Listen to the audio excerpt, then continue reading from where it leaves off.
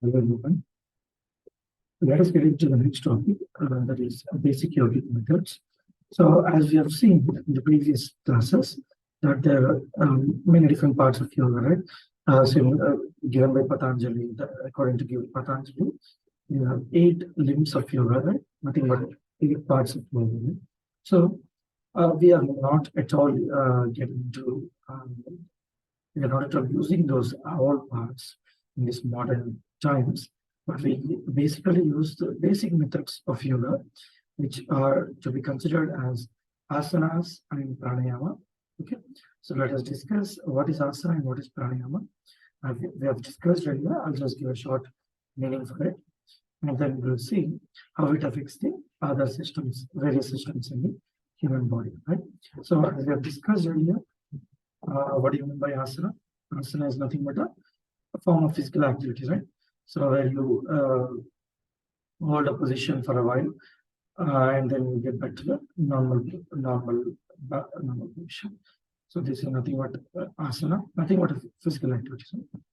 And there are many classification of asanas is of many different types. Right? There are sitting asanas, sitting, standing,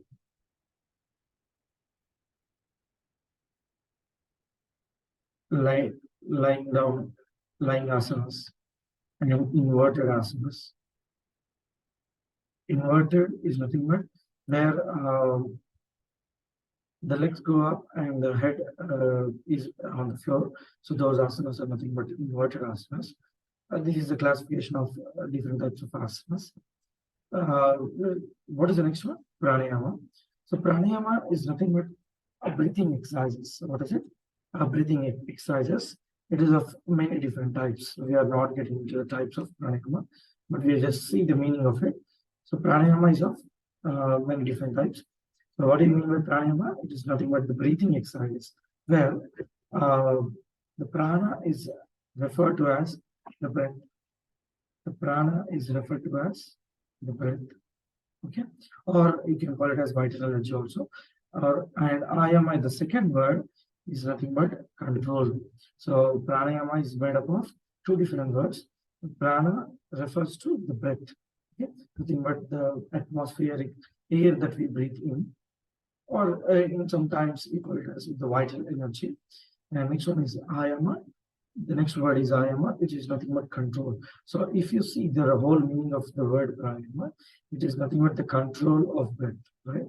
So having a great control on the breath or the air that you breathe in. Okay. Now let us see how these basic yogic methods affect the muscular system. First, we'll see about muscular system. So the very first point is it gives a rhythmic contraction and relaxation, right? So not each and every system is affected by each and everything. For example, if you take asana, it mostly affects the muscular system. If you take pranayama, it mostly affects the cardiorespiratory system and nervous system and respiratory system. So it is very particular that each type of method affects the particular type of systems in the body, right? So when you're performing asanas, it is nothing but there is a systemic. You go to a position, for example, you are just stretching your hands forward slowly, right? So what happens is you are going in a systemic way of contraction of the muscles, okay?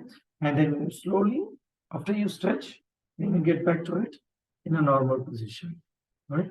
Then stretch, and then get back to the normal position. So there is a systemic or a rhythmic contraction and relaxation of the muscles, right? So this helps a lot to tone the muscles. After you perform a great asanas, you see good contraction and relaxation, and that leads to what? That leads to a great toned muscles, or there's a good activity of all the muscle cells. As we all know, muscle doesn't refer to only one particular thing. Muscle has many different types of cells, or it has many muscle cells, right? So, a good contraction and relaxation of the muscles will, will lead to activation of all the muscle cells.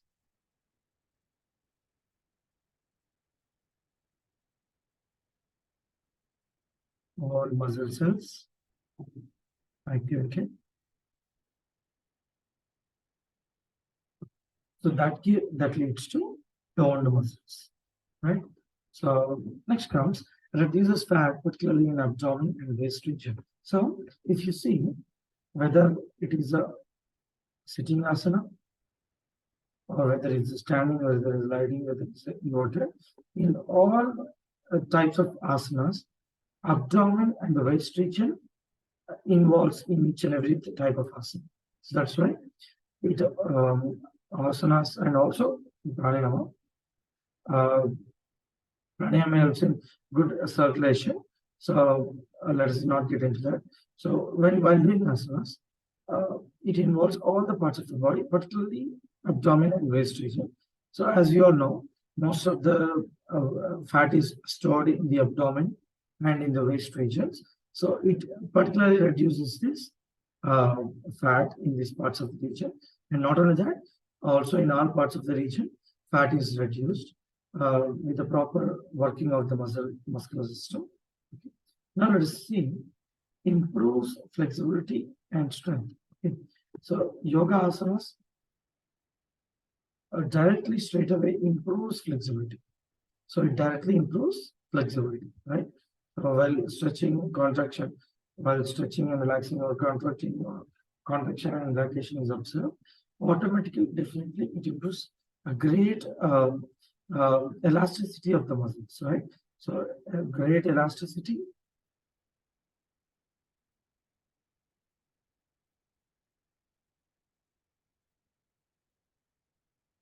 improves elasticity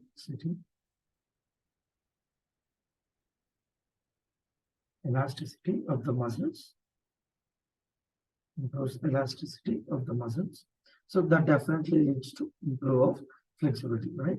Now, improves strength. Okay, so you can write when you're writing in the exam, you have to give the headings and then you can describe about these subheadings, right? So improves flexibility, you can write it separately, and improves strength, you can write it separately, right? Now, if you have a good muscles by doing asanas, if there is a good contraction and relaxation, where all muscle cells are activated, if you have got a great toned muscles, so then definitely that contributes to strength in the body, right?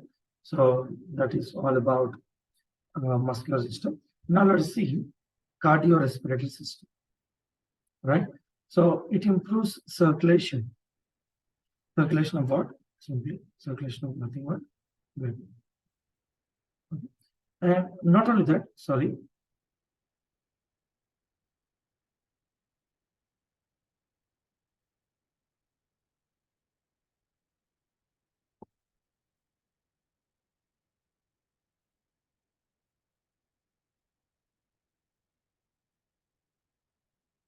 So circulation refers to circulation of the blood, plasma, the food materials, and removal of waste. Each and everything considered is taken into consideration when you're talking about circulation, right? Now, when you're doing asanas, any particular asana, you can take, particularly which involves, standing asanas and inverted asanas. When you're talking about standing asanas and inverted asanas, it involves a form of physical activity, right? So during this time, the circulation is seen or is observed to each and every tip regions of the human body. Now, from the heart, the blood should reach to each and every part of the body, to the tip regions of the body also, right? So when you're performing asanas, there's a great level of circulation. That means the blood reaches to each and every tiny nerves present in the tip regions of the body also. So that gives a great health to all parts of the body, right? So not only that, it removes waste from each and every tip region of the human body, right? Now, strengthens cardiac muscles, right? So by performing, pranayama, uh, there is a great strengthening of cardiac muscles. Now, when you observe by doing pranayama, it improves respiratory system, and when you're performing asanas, it improves cardiovascular system.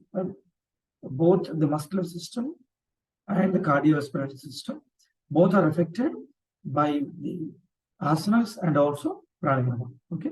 Now, strengthens cardiac muscles. Now, by doing asanas on a daily basis, okay, then what actually happens is uh, it allows the cardiac.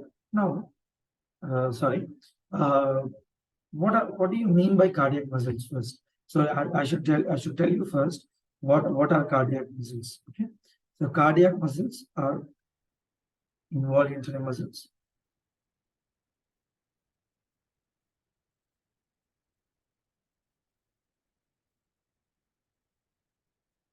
Involuntary and striated.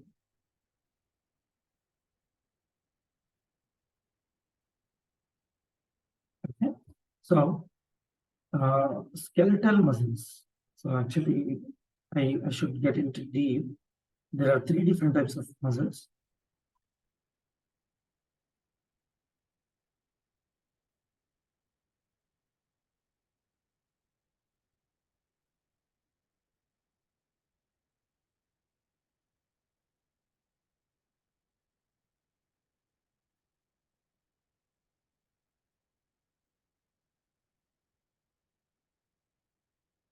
So there are three different types of muscles.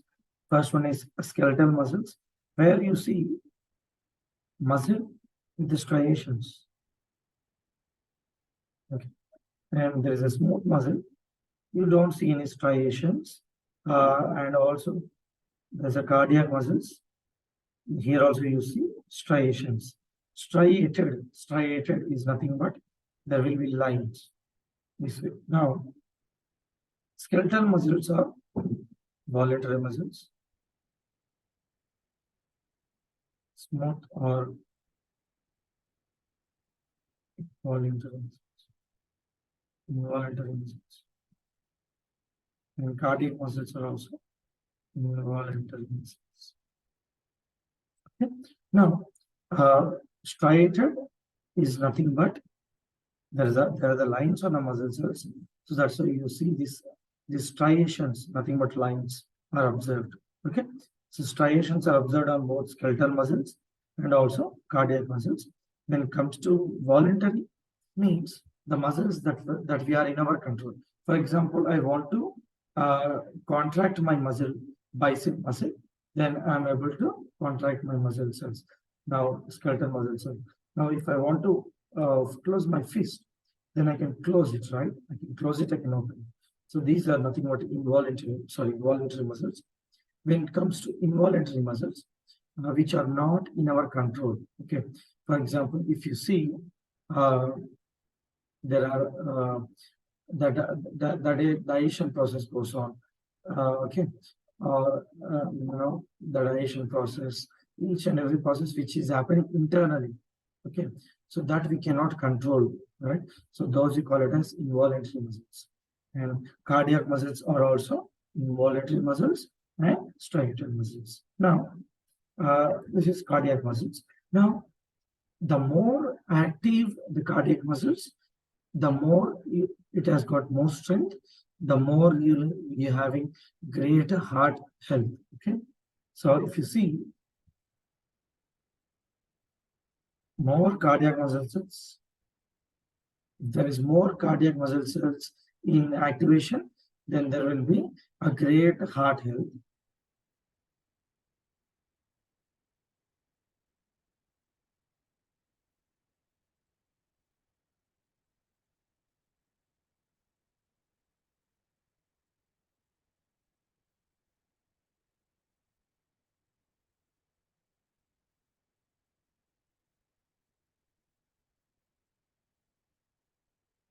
Okay?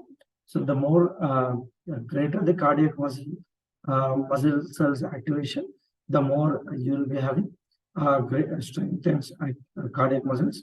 The more it contributes to great heart health. Okay, so the heart attack or cardiac arrest in one of these, you will see there is a death of the muscle cells of these cardiac muscle cells.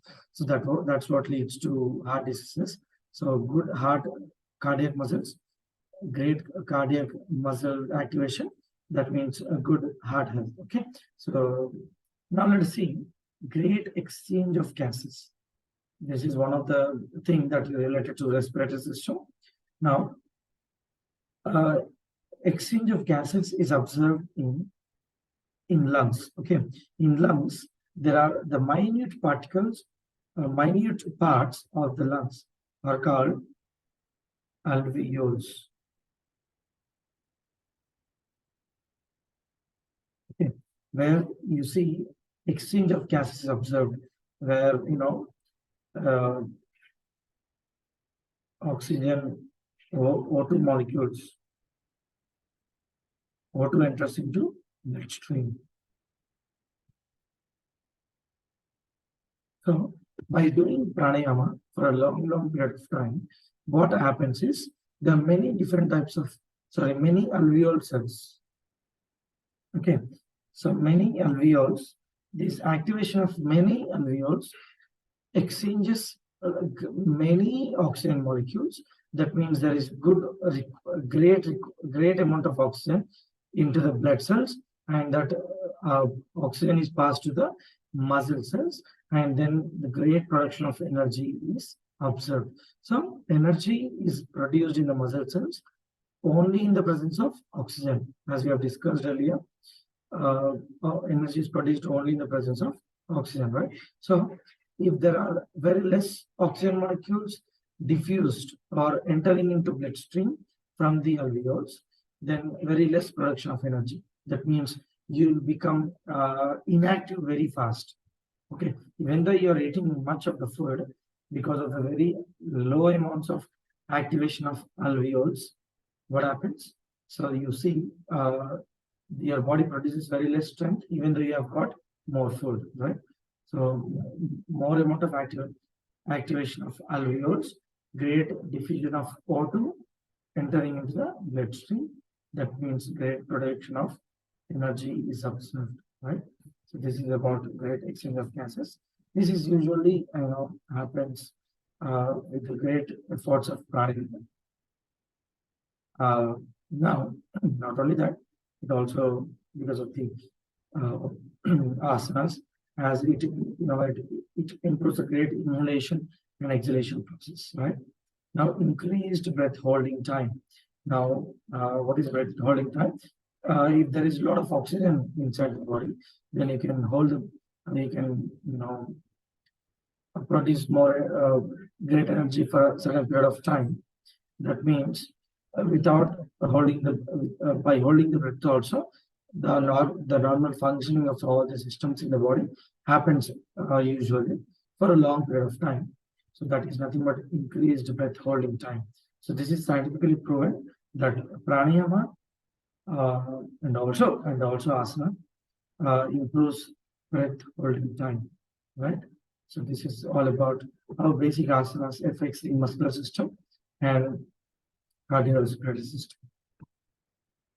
Let's see what are the mudras, what are the bandhas and everything in the next video.